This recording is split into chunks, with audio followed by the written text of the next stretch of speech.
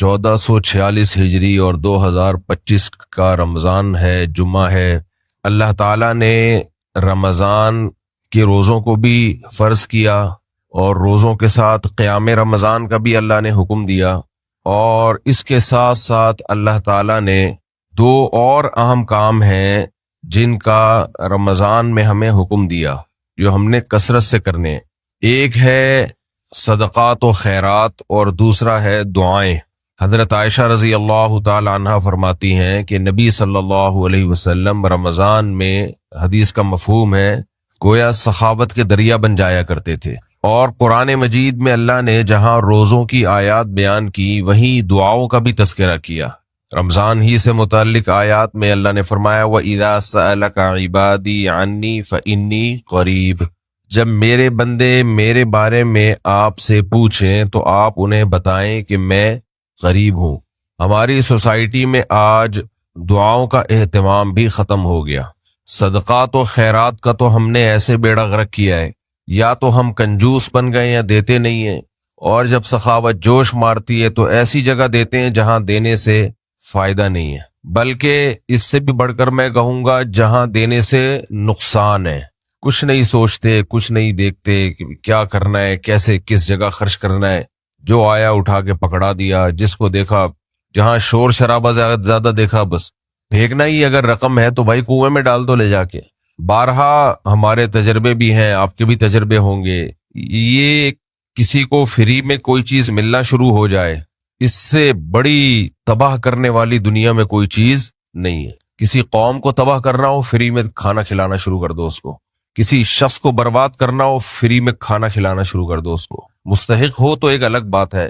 بچپن میں ایک واقعہ سنتے تھے کہ ایک سوکن جو تھی وہ اپنے سوکن کے بچے کو ہر وقت گود میں اٹھا کے رکھتی تھی۔ لوگ بڑی تعریف کرتے تھے کہ دیکھو اپنے سوکن کے بچے کو کتنی محبت دے رہی ہے، گود میں اٹھا کے رکھتی۔ وہ اصل میں یہ چاہتی تھی کہ یہ چلنا نہ سیکھے، یہ گود میں ہی رہے ساری زندگی۔ ایسا ہی ہوا، وہ بچہ بڑا ہو گیا مگر اس کو چلنا نہیں آیا۔ تو دنیا میں سب سے زیادہ کسی کو تباہ کرنے کا طریقہ یہ ہے کہ آپ اس کو فری میں کھلانا پلانا شروع کر دو، یہ بھی کھا لے، یہ بھی کھا لے، کھا لے کھا لے کھا لے۔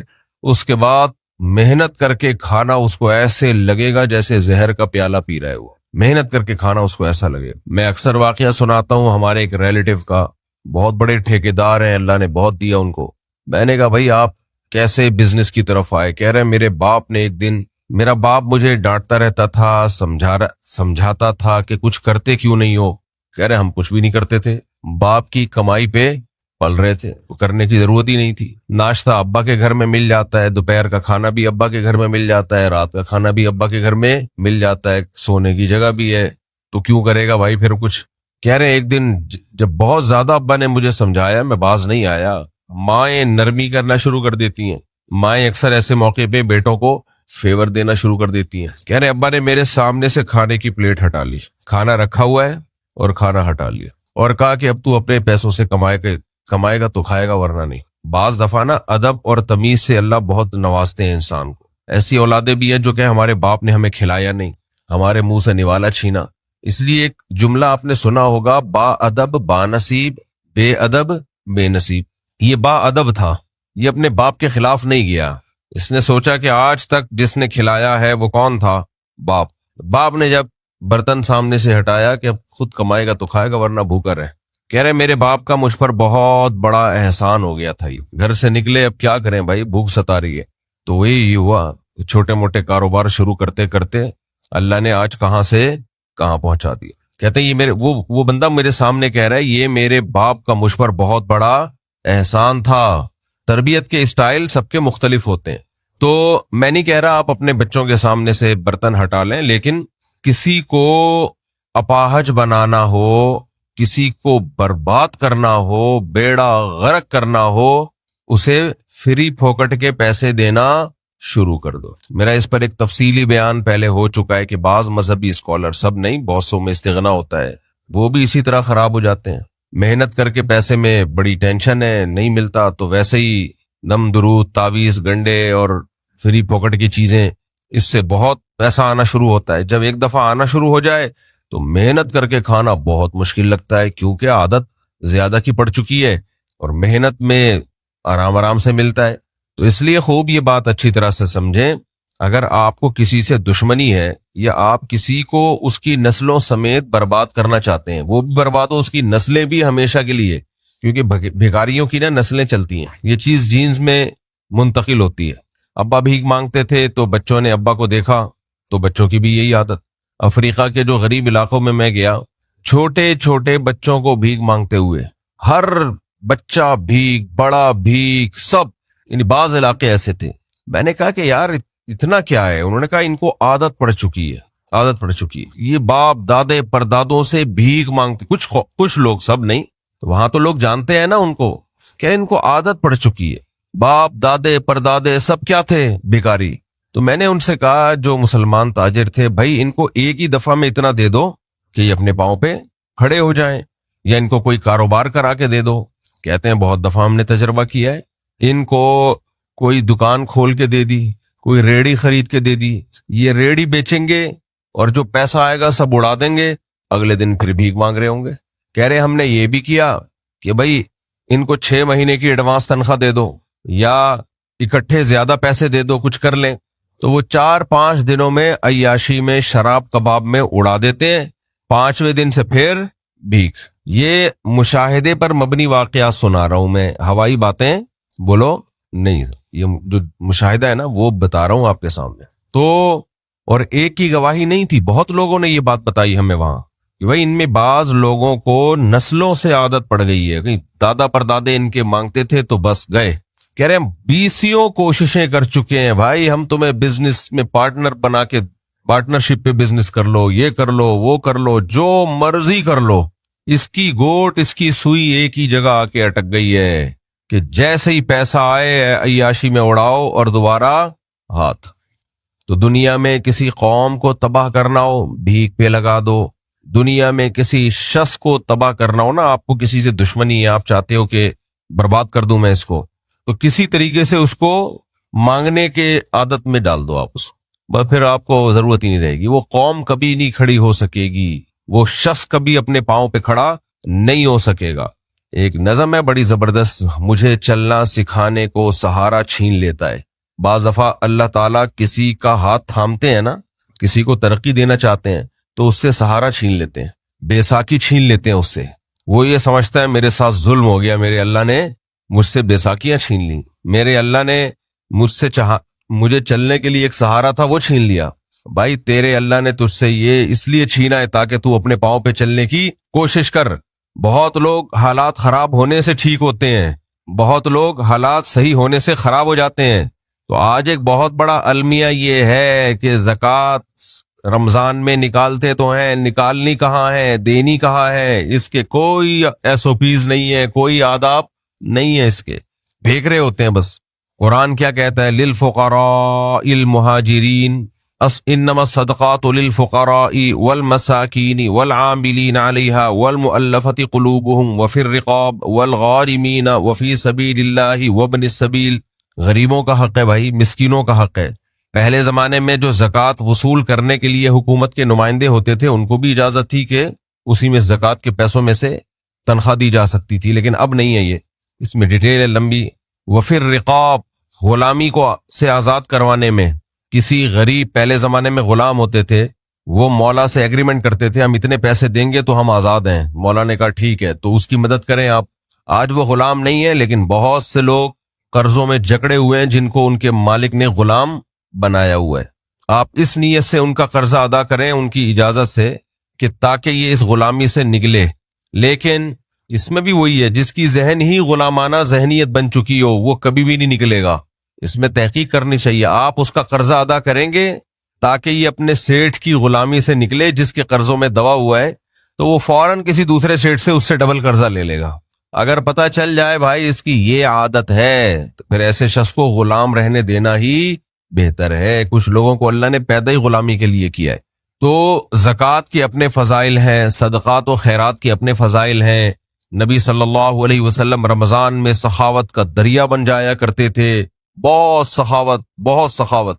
لیکن یہ بات خوب اچھی طرح سمجھ لیں کہ جس طرح اسلام میں کھلانے کے فضائل ہیں، اسی طرح مانگنے کی وعیدیں بھی ہیں۔ مانگنا الگ چیز ہے، کسی کو دینا الگ چیز ہے۔ دینے میں تو انسان خرچ کرے، مانگنے کے بہت شدید وعیدیں ہیں۔ آج مانگنے کو جرم نہیں سمجھا جاتا، نہ دینا تو جرم سمجھا جاتا ہے کہ کسی سے کسی نے مانگا اور اس نے نہیں دیا، اس کو تو لوگ کنجوس بھی کہہ رہے ہوتے ہیں، وہ مانگ رہا تھا اس نے دیا نہیں، وہ قرضہ مانگ رہا تھا اس نے دیا نہیں۔ بھائی مانگنا بہت بڑا جرم ہے۔ نبی صلی اللہ علیہ وسلم نے ارشاد فرمایا، حدیث کا مفہوم ہے، جو لوگ کسی کے سامنے ہاتھ پھیلاتے ہیں نا، قیامت کے دن ان کے چہرے پہ گوشت نہیں ہوگا۔ کیوں نہیں ہوگا گوشت؟ چہرہ انسان کی رونق کا ذریعہ بنتا ہے، انہوں نے اپنے چہرے کو لوگوں کے سامنے رسوا کر دیا، وہی رسوائی اللہ قیامت کے دن دنیا کے سامنے ظاہر کریں گے کہ تیرا چہرہ خوبصورت تھا، لیکن بھیک مانگنے سے تو نے اپنے چہرے کو لوگوں کے سامنے رسوا کر دیا، جس کی شکل آج تو دیکھ لے۔ آج کوئی مسئلہ ہی نہیں ہے بات بات پہ مانگنا، بات بات پہ مانگنا۔ علماء نے اس کے بھی اصول بیان کیے ہیں کہ کس صورت میں آپ مانگ سکتے ہیں۔ خوب سمجھ لو، جب آپ کو ضرورت ہو تو آپ مانگ سکتے ہیں بھیک۔ آپ کہیں گے مفتی صاحب آپ نے تو مسئلہ حل کر دیا، بہترین بات، یہی ہم بھی سوچتے ہیں کہ جب ضرورت ہو تو بولو مانگ سکتے ہیں، زبردست، تو ہمیں تو ضرورت ہے۔ وہی بات ہے کہ باطل لوگوں کی عادت ہوتی ہے نا، اصل چیز کو پی جاتے ہیں وہ۔ تو جب بھکاریوں سے کہا جائے نا کہ ضرورت ہو تو مانگو، کہتے ہیں ضرورت ہے تبھی تو مانگ رہے ہیں۔ ضرورت کسے کہتے ہیں؟ پہلے اس کو تو حل کرو۔ ضرورت کی ڈیفینیشن کیا ہے؟ ضرورت کی ڈیفینیشن لولاہ لتضررا، اگر وہ پوری نہ ہوئی تو آپ کو ضرر ہوگا، نقصان ہوگا۔ اب نقصان کسے کہتے ہیں؟ مثال کے طور پر آپ کی کھانے کی ضرورت پوری نہ ہوئی تو آپ کی باڈی کو نقصان ہوگا۔ اتنا کھانا آپ کی ضرورت ہے کہ وہ نہ ملتا تو آپ کی باڈی کو بولو نقصان ہوتا۔ تو آپ جو ماہر ڈاکٹرز ہیں نا، ماہر جو واقعی محقق ہیں، ان سے پوچھ لیں، وہ کہتے ہیں ہماری باڈی کو 2 ٹائم کے کھانے کی ضرورت ہے، تیسرا جو ہم کھا رہے ہیں وہ بوجھ ہے، جس کو ہم ناشتہ کہتے ہیں۔ اگرچہ ناشتے کے الگ سے فضائل یوٹیوب پہ پڑے ہوئے ہیں، لیکن جو محقق ہیں وہ کبھی بھی ناشتے کے، میں بھی کرتا ہوں ناشتہ، آپ کر لیں، بات یہ ہے کہ ناشتے کے پیسے نہ ہوں تو کیا مانگ سکتے ہیں؟ مانگ نہیں سکتے آپ، کیونکہ ضرورت صرف 2 ٹائم کا کھانا ہے۔ تو جس غریب کے پاس 2 ٹائم کے کھانے کے پیسے ہیں وہ ایسے ہاتھ بولو نہیں کر سکتا۔ سمجھتے ہو یا نہیں سمجھتے ہو؟ احادیث میں جس کو ایک ضرورت کہا گیا ہے وہ ایک اور چیز ہے، سر چھپانے کے لیے جگہ ہو آپ کے پاس، جس کو گھر کہا جاتا ہے۔ گھر ایسا ہو کہ جو صحت کے لیے نقصان دہ نہ ہو، جو صحت کے لیے نقصان دہ نہ ہو۔ کیا مطلب؟ کون سا گھر صحت کے لیے نقصان دہ ہوتا ہے؟ نمبر 1، اتنی تنگ جگہ ہے کہ ایک دوسرے کی پھوڑے پھنسیاں جا رہے ہیں نا آپس میں، خارش کا کوئی بیمار ہے تو اس کی خارش بھی دوسرے کو لگ رہی ہے، اس میں الگ کوئی واش روم نہیں ہے، ظاہر ہے گندگی ہوگی، پھر لیٹنے کی جگہ نہیں ہے، اتنا چھوٹا نہ ہو گھر۔ دوسری بات یہ کہ ایسی جگہ پہ کہ جہاں دھوپ اور ہوا کا انتظام نہ ہو۔ سن لائٹ انسان کو ایک صحت مند لائف گزارنے کے لیے ضروری ہے۔ بعض گھر ایسے کہیں بنے ہوئے ہیں کہ اندھیرا ہی اندھیرا، اس میں روشنی آتی نہیں ہے، بچے بیمار ہوں گے اس میں آپ کے، کہیں سے تھوڑی سن لائٹ کا انتظام ہو اس میں۔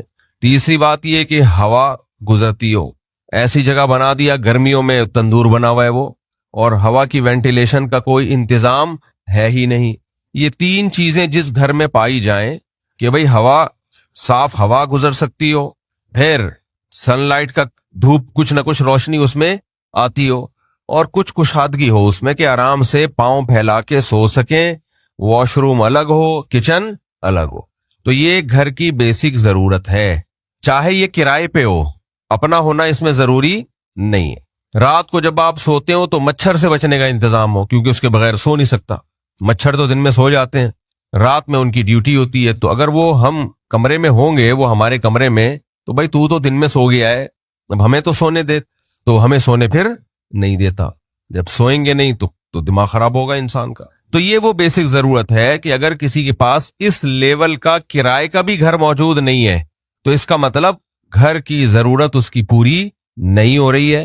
آپ کہہ سکتے ہیں یہ تو ہمارے ملک میں صاف ہوا تو ہے ہی نہیں، کراچی میں تو کسی کے گھر میں صاف ہوا نہیں آتی۔ تو بھائی صاف ہوا کا مطلب یہ نہیں ہے کہ ڈاکٹروں کی تحقیق کے مطابق آکسیجن کا لیول اس میں اتنا ہو اور نائٹروجن اتنی ہو، یہ وغیرہ وغیرہ۔ صاف کا مطلب جسے عرف میں صاف سمجھا جاتا ہے ورنہ تو صاف ہوا تو اب پوری دنیا سے ہی ختم ہو رہی ہے. تو یہ تھوڑا بہت انتظام اگر کسی کے پاس ہے تو گھر کی ضرورت اس کی پوری بول لو شاباش پوری ہو. اب وہ یہ نہیں کہہ سکتا کہ میرے پاس گھر نہیں ہے, رہنے کی جگہ نہیں ہے. اس سے آگے جتنا جائیں گے وہ غریبیاں ہیں. وہ کیا ہے؟ غریبیاں. اس کی تو پھر کوئی انتہا ہے ہی نہیں. میں نے ساؤتھ افریقہ بھی گیا تھا, وہاں کیپ ٹاؤن ابھی میرا جانا نہیں ہوا لیکن لوگوں نے بتایا مجھے کیپ ٹاؤن میں اربوں روپے کے لوگوں کے بنگلے ہیں. جو دنیا کے بڑے بڑے کروڑپتی لوگ ہوتے ہیں وہ اپنے گھر بنا لیتے ہیں کیپ ٹاؤن میں, اربوں روپے کے, اتنے بڑے بڑے اور اتنے لگژری. لیکن کہتے ہیں اکثر کم بختوں کا رہنا نصیب نہیں ہوتا ان میں, اکثر رہ سکتے ہی نہیں ہے. وہ اتنی عمریں ان کی ہو جاتی ہیں بناتے بناتے کہ پہلے ہی نللہ ہو جاتے. ایک آدھ دفعہ آتے ہیں ربن کاٹنے, گھر کا افتتاح ہوا, بس افتتاح کے 2 دن کے بعد انا للہ ہو گیا. 50-50 میں تھا نا کہ پنجاب سے کراچی ٹرین آ رہی ہے.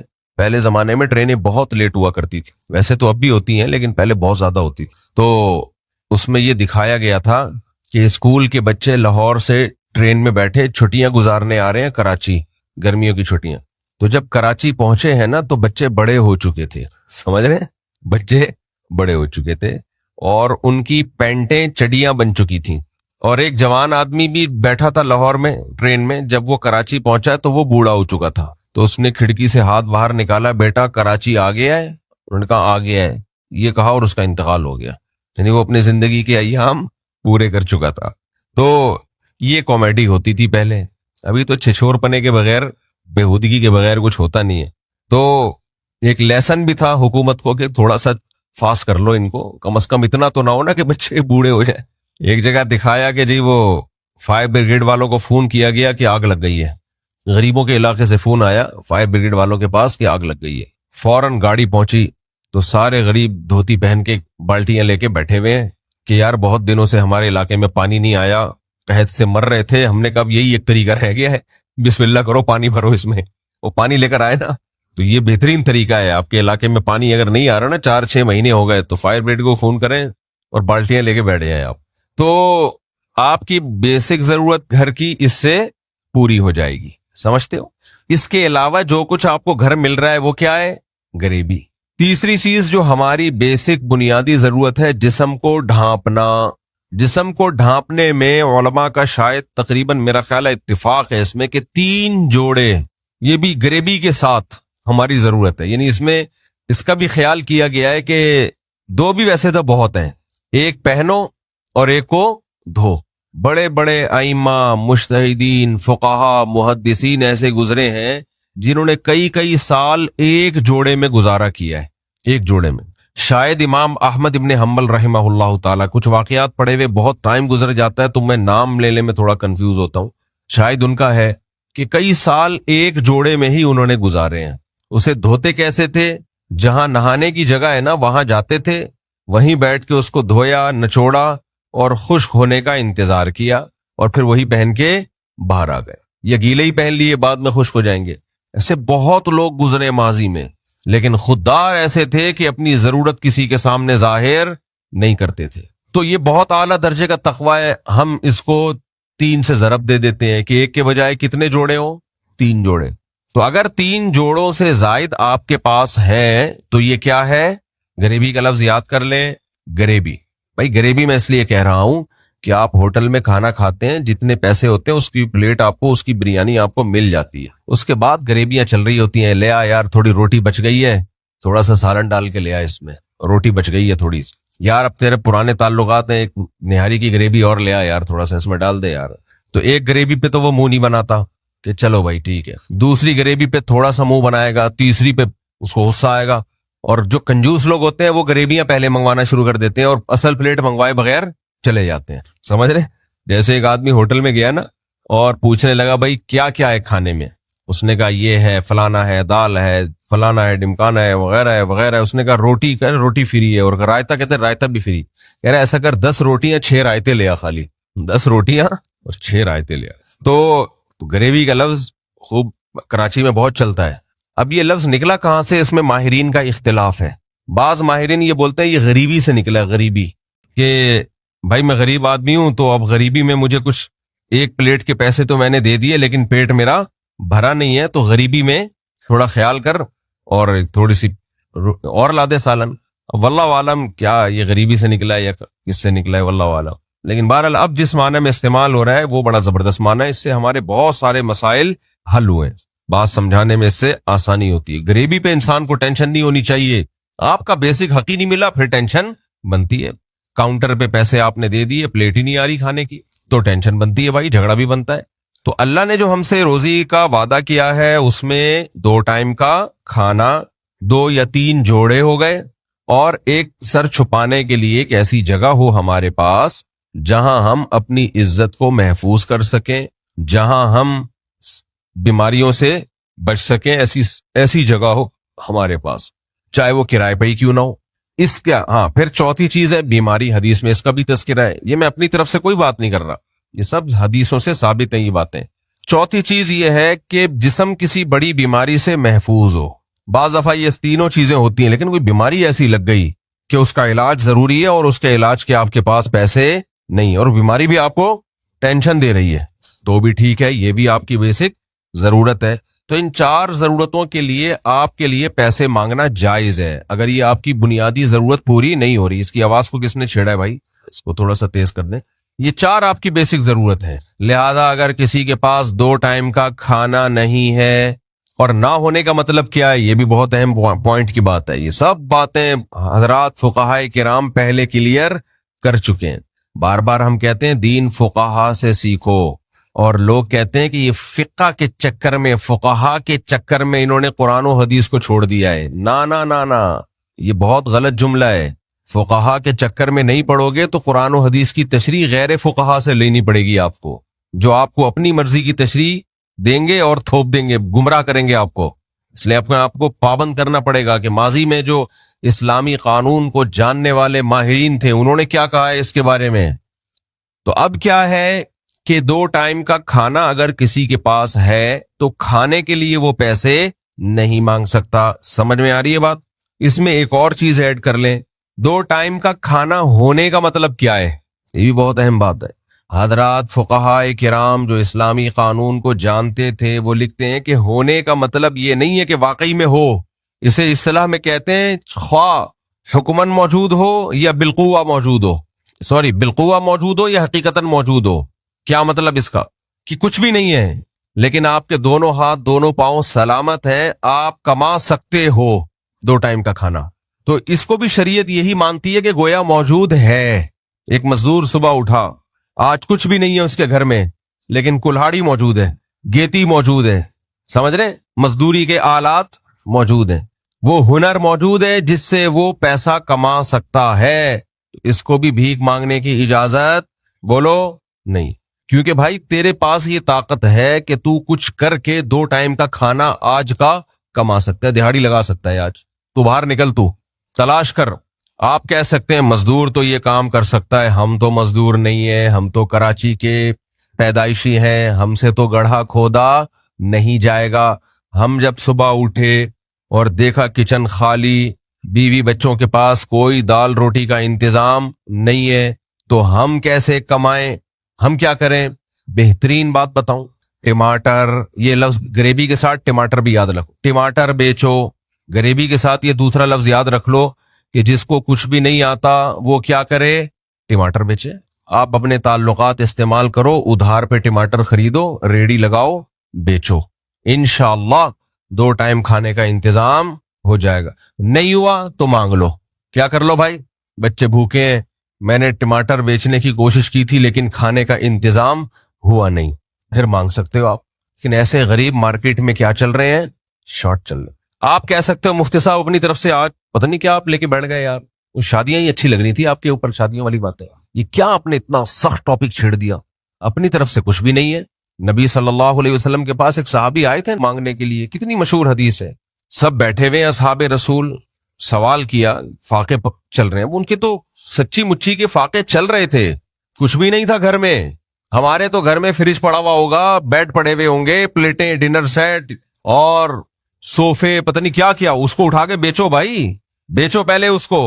صوفہ آپ کی ضرورت بولو نہیں ہے, رکھو ضرور, کوئی منع نہیں کر رہا. آپ کو اللہ نے پیسہ دیا ہے, آپ لگژری گھر بناؤ, ضرورت نہیں ہے. ابھی میں آتا ہوں کہ کون کون سی چیزیں ضرورت نہیں ہے, اس پہ تو ابھی میں آیا نہیں نا, جن کو ہم نے ضرورت میں داخل کر لیا ہے.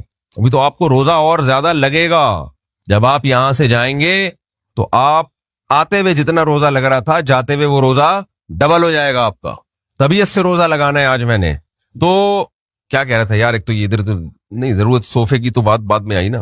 ہاں, صحابی رسول نبی صلی اللہ علیہ وسلم کی خدمت میں آئے, عرض کیا کچھ چاہیے, اور ان کے گھر میں فاقے چل رہے تھے, کچھ بھی نہیں تھا گھر میں, کچھ بھی نہیں. نبی نے ایسا ہی نہیں فوراً اٹھا کے کچھ دے دیا ان کو. آپ نے فرمایا کچھ تو ہوگا نا گھر میں. بھائی ایک برتن ہے, ایک پلیٹ ہے, کوئی ڈنر سیٹ نہیں, کچھ بھی نہیں, ایک پلیٹ. اب بتاؤ بھائی, وہی تو پلیٹ اس قابل ہے کہ اس میں ڈال کے کھانا کھایا جائے, وہی اگر کسی کو دے دی تو وہ تو اس سے بھی گئے ہم. اب کھانا کے شاپر میں کھائیں گے؟ ہے بھائی, ایک ہی برتن تھا, ایک ہی پیالہ تھا گھر کے اندر. آپ صلی اللہ علیہ وسلم نے فرمایا لے آؤ, وہ پیالہ اٹھا کے لے آؤ. ہمارے نبی جہاں خرچ کرنے کی ترغیب دے رہے ہیں نا, وہاں اس کی بھی فکر ہے کہ قوم بھکاری نہ بن جائے کہیں. جب یہ مسلمان تاجر لوگ خرچ کریں گے, کھلائیں گے, تو نیچے جو لے رہے ہیں وہ تو اور زیادہ بھکاری بن جائیں گے. ان کو بتایا جا رہا ہے نا نا نا نا, اوپر والوں کو ترغیب ہے خرچ کرنے کی, لینے والوں کو لینے کی ترغیب نہیں ہے. تو پھر کیا ہوا, وہ صحابی آئے, پیالہ لے کر, وہ پیالہ لے آئے. آپ نے فرمایا کون اس کو 1 درہم میں خریدے گا؟ ایک صاحب, کون اس کو خریدے گا؟ ایک صحابی نے کہا 1 درہم. آپ نے کہا اس سے زیادہ کون؟ اسی سے علماء نے استدلال کے اس حدیث سے کہ نیلامی جائز ہے. بھئی کون زیادہ کون لگا رہا ہے؟ جو سب سے زیادہ پیسے دے گا یہ برتن اس کا ہوا. غالباً 2 درہم میں وہ برتن بکا. تو نبی صلی اللہ علیہ وسلم نے وہ 2 درہم ان کو دیے اور کہا کہ کلہاڑی خرید کے لاؤ اس سے. وہ کلہاڑی خرید کے لائے. آپ صلی اللہ علیہ وسلم نے اس کلہاڑی میں دستہ اپنے دستے مبارک سے ڈالا اور ان صحابی کو کہا کہ یہ کلہاڑی لے کے جاؤ. اس دوران اب تک ان صحابی نے کچھ کھایا بولو نہیں ہے. بڑا مسئلہ پتہ ہے کیا ہے؟ آج ڈاکٹروں نے بھوک کو ایک عذاب بنا کے پیش کر دیا ہے. نہیں بھوکا نہیں رہنا چاہیے, ایکچولی بھوکا جب رہتے ہیں پھر وہ ٹھش پش بھی شروع کر دیتے ہیں اپنی. جب ہم بھوکا رہتے ہیں تو ہمارے یہ والے ہارمونز ریلیز ہونا شروع ہوتے ہیں, ٹینشن والے. ہر چیز کو اتنا پیچیدہ بنا دیا ہے میڈیکل سائنس نے. ہارمونز کی ایسی کی تیسی کچھ نہیں ہوتا بھوکا رہنے سے. بھائی آج بہت مشکل ہے بھوک سے مرنا, کھا کھا کے مسائل پیدا ہو رہے ہیں. یہ صحابہ کرام کی زندگیاں اٹھا کے دیکھو, یا اپنے باپ داداؤں کی ماضی میں جا کے دیکھو, اتنا تھوڑی پھوڑتے تھے جیسے ہم پھوڑ رہے ہیں. بچپن میں میں نے طب بھی بہت پڑھی ہے, جو حکیموں کی طب ہے نا, جو بڑے بڑے حکیموں کی کتابیں, اور جو صدیوں پہلے عرب کے جو حکما ہوا کرتے تھے ان کی بھی کچھ تحریریں پڑھی ہم نے. ان کا سب کا اس پر اتفاق تھا کہ بھوکا رہنے سے کوئی نقصان نہیں ہوتا. اب کوئی جدید سائنس آ گئی ہے کہ نہیں ناشتہ بھی بہت ضروری ہے. ایکچولی جب ہم خالی پیٹ رہتے ہیں تو ایسڈ آتا ہے, جو اس کے مریض ہیں السر کے, وہ تو ایک الگ بات ہے, ان کو تو نقصان ہوتا ہے. نارمل آدمی کو کوئی نقصان نہیں ہوتا بھوکا رہنے سے. بھائی فائدہ ہی ہوتا ہے, نقصان نہیں ہوتا. ہم جب کئی گھنٹے بھوکے رہتے ہیں نا تو ہماری انرجی ڈاؤن, اور ڈھیلے ڈھیلے پہلا نوالا جو ہمارے حلق میں اترتا ہے وہ آدھے سے زیادہ مسئلہ وہ حل کر دیتا ہے. سمجھ رہے ہو کہ نہیں سمجھ رہے؟ کیونکہ باڈی کو چاہیے نا. ایک جیل کے قیدی نے مجھے بتایا, جو کسی ملک میں قید ہو گئے تھے, انہوں نے بتایا کہ ہمیں وہاں کھانا نہیں ملتا تھا, ہم گھنٹوں گھنٹوں بھوکے رہتے تھے, گھنٹوں گھنٹوں. تو کہہ رہے ہیں ایک دن ہمیں بسکٹ کا چورا نظر آیا کہیں پڑا ہوا, تو ہم نے وہ اٹھا کے نا قیدیوں نے تقسیم کیا. وہ اتنا سا چورا ہم نے کہتے ہیں زبان پہ ڈالا, اور اس کو ہم زبان پہ ہی گھماتے رہے. اس سے بھی انرجی آ جاتی ہے کافی. ہمیں تو کھانے کی اہمیت کا اس لیے اندازہ نہیں ہے کہ پھوڑے جا رہے ہیں. وہ جو نوالا ہوتا ہے نا, 4-5 نوالوں کے بعد آپ تجربہ کر کے دیکھیں, کم کھا کے کوئی کمزوری محسوس نہیں ہوتی اس سے. انسان 2-4 شروع کے نوالے بہت کچھ کر چکے ہوتے ہیں, تباہی پھیلا چکے ہوتے ہیں جا کے باڈی میں. اس کے بعد گریبیاں چل رہی ہوتی ہیں. کھائیں آپ, منع نہیں کر رہا, میں کیوں منع کروں, میں خود کھاتا ہوں, تو آپ کو کیوں منع کروں گا. اس دن میں پکڑا گیا بولیں گے اس دن تو بڑے فضائل سنا رہا تھا, لیکن ایمان تو درست کرو, یقین تو درست کرو میرے بھائی. یہ سب غریبیاں ہیں, یہ ضرورت نہیں ہے. وہ لوگ گئے جو بھوک لگنے پہ کھانا کھایا کرتے تھے. ونس اپون اے ٹائم بھوک لگا کرتی تھی اور کھانا کھاتے تھے. دیکھو نبی صلی اللہ علیہ وسلم نے ارشاد فرمایا, روزے دار کے منہ کی بدبو